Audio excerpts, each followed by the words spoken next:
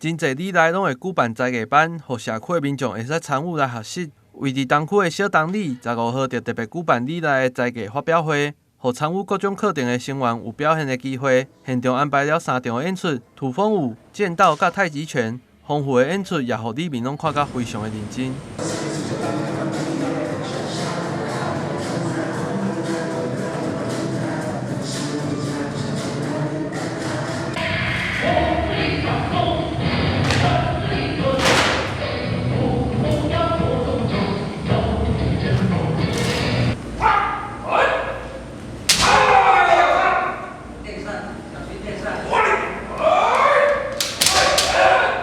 因为我们小东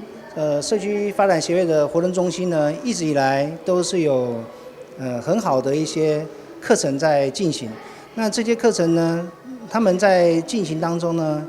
里长觉得说有机会让他们有个时间来做一个成果展，让我们所有的里民能够看到他们的成果。那因为平常我发出去的都是开课通知书，那里民可以对一些课程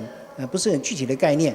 那我想说借用这个成果嘉年华、才艺嘉年华这个成果展呢，来展现给我们里民看，说他们到底可以学到什么，以及展现出来的成果是什么。这届除了才艺表演以外，里长也特别甲警察局第1分局来合作，伫现场举办交通安全甲家庭暴力防治的宣导会，希望提升里民交通安全的意识甲自我防护的观念。第1分局呢，对我们的整个东区这个治安呢，非常的尽心尽力。那里长呢认为呢，这个大家长辈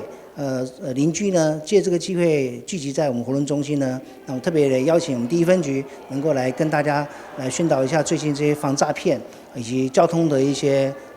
问题。所以这点我觉得治安不是光警察的责任，是每一个人呢都有这个观念，这样子我们的犯罪就不会在我们社会上不好出现了这样子，而且我们的交通呢也会比较安全。所以我希望借由这个机会就请第1分局来做这个